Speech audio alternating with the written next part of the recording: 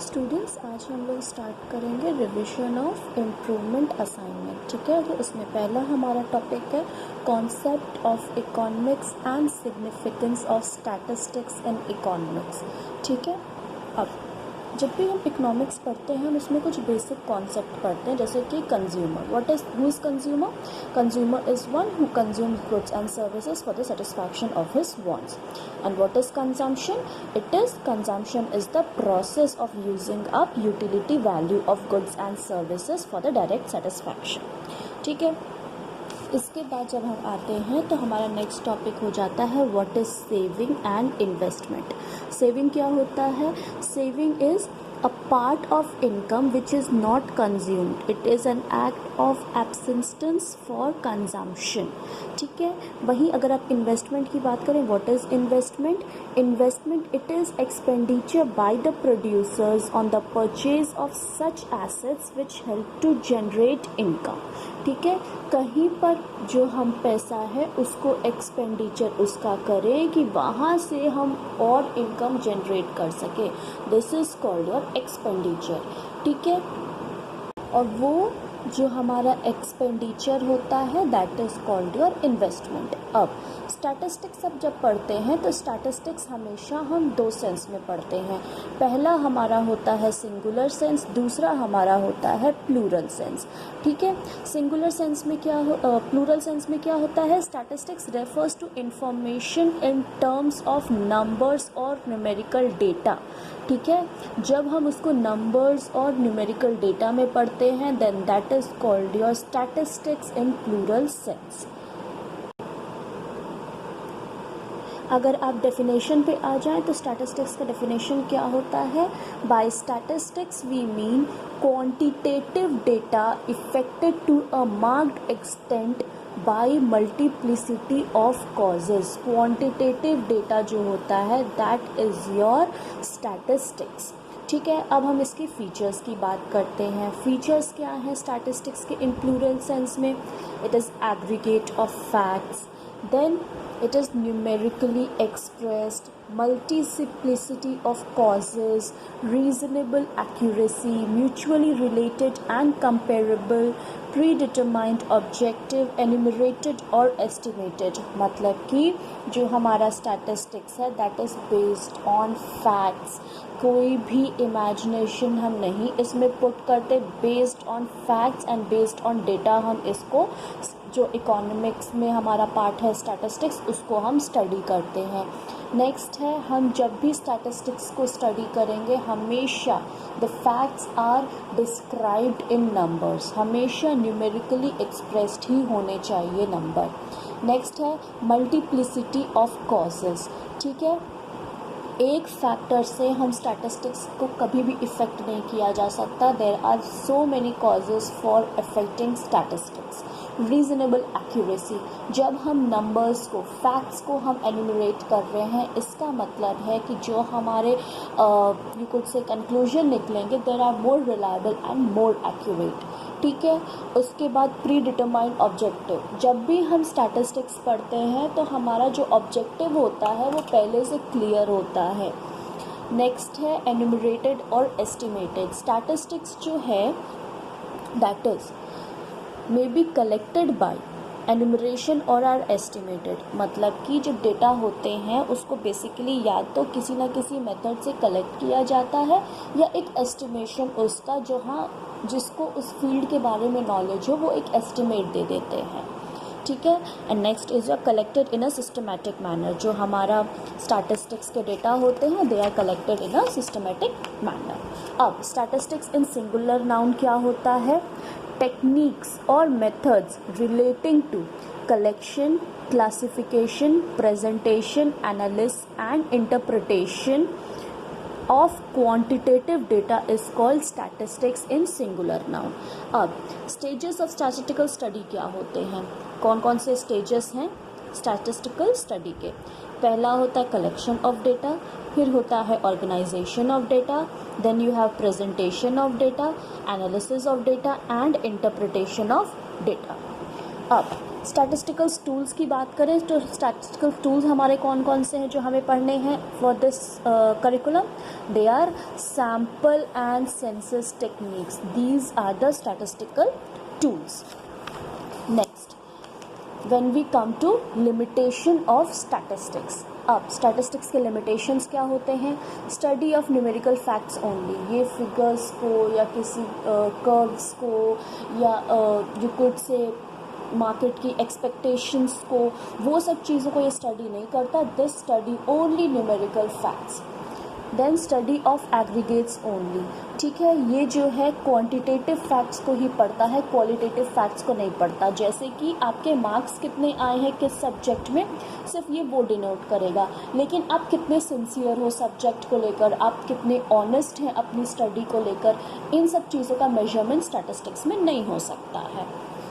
Next है आपका homogeneity of data and essential requirement, मतलब कि जब ज़रूर आप डेटा कलेक्ट करते हैं तो कोशिश करते हैं कि एक तरीके से एक कैरेक्टरिस्टिक के हम जो डेटा हैं उनको कलेक्ट करें. नेक्स्ट है results are true only on an average. Results जो होते हैं, क्योंकि आपके पास इतने डेटा होते हैं कि आप एक को तो कंसिडर करते नहीं हैं, आप सबको कंसिडर करके पढ़ते हैं. सो जो रिज़ल्ट आता है वो एक एवरेज आता है जो सब पे रिलायबल हो जाता है. विदाउट रेफरेंस रिजल्ट्स में प्रूव टू बी रॉन्ग. हमेशा आपको इसमें रेफरेंस लेने की ज़रूरत होती है, ठीक है.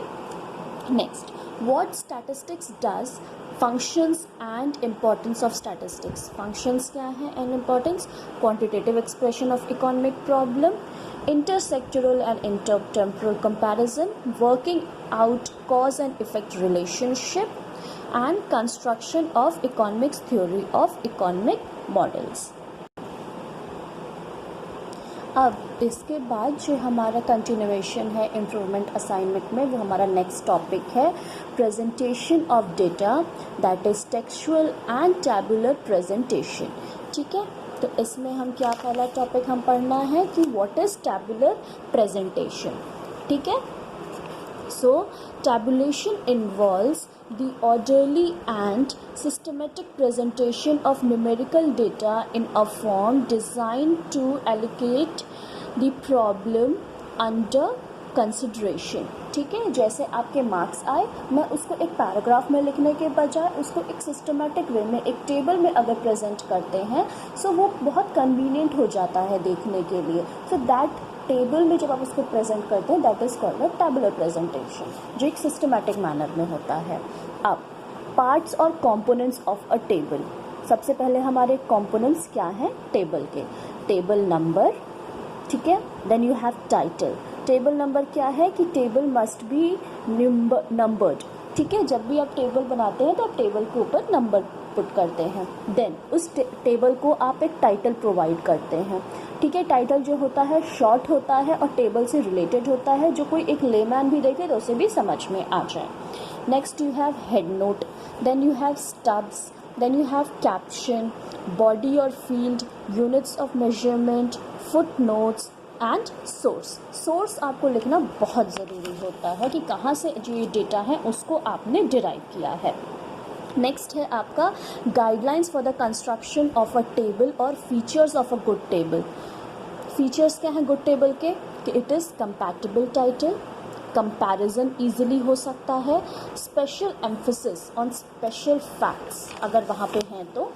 Then you have your ideal size, stubs, use of zero, headings, abbreviations, footnote, units, total, percentage and ratio, extent of approximation, source of data, size of columns, ruling of columns, simple, economical and attractive, ठीक है.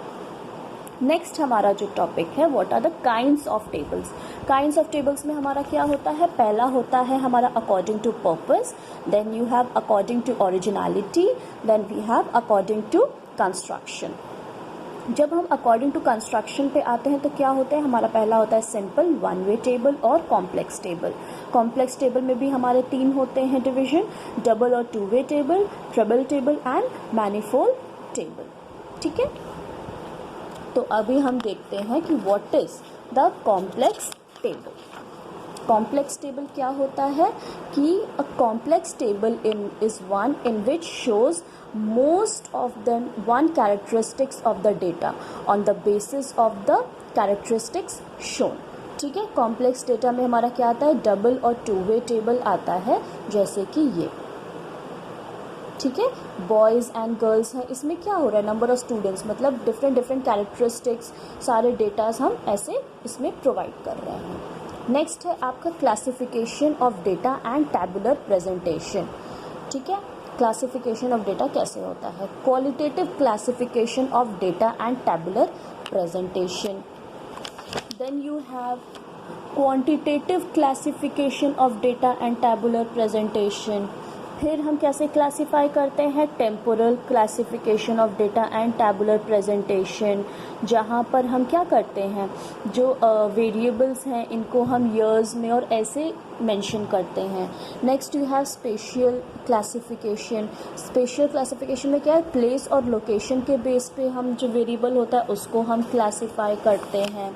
Then what are the merits of tabular presentation? Simple and brief presentation, facilitates comparison, easy analysis, highlights characteristics of data and economical.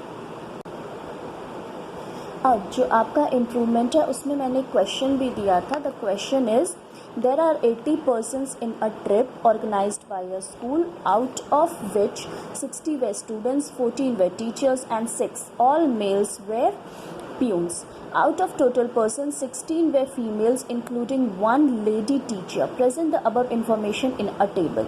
क्या हमें दिया है, total number of females 16 दिए हैं, number of females among teacher 1, number of females among peons 0. Hence, number of female among students is 16 minus 1 is 15. तो ये हमारे जो स्टूडेंट्स हैं फीमेल वो निकल गया। उसके बाद number of male among students, total number of students minus female students आप कर लीजिए, 60 माइनस 15 इज 45। ठीक है, अब number of males among teachers, total number of teachers minus female teacher, हमारे पास टोटल 14 टीचर थे, इसमें से हमने एक फीमेल टीचर माइनस कर दिया, मेल टीचर्स हमारे पास बचे 13। अब इसको हम प्रेजेंट कैसे करेंगे, पहला trip covers, students, teachers, peons, male, female. ठीक है, मेल हमारे पास स्टूडेंट्स हैं 45, फीमेल स्टूडेंट्स हैं 15, टोटल स्टूडेंट होगा 60। टीचर्स हमारे पास मेल हैं 13, फीमेल हैं 1, टोटल हो गए 15।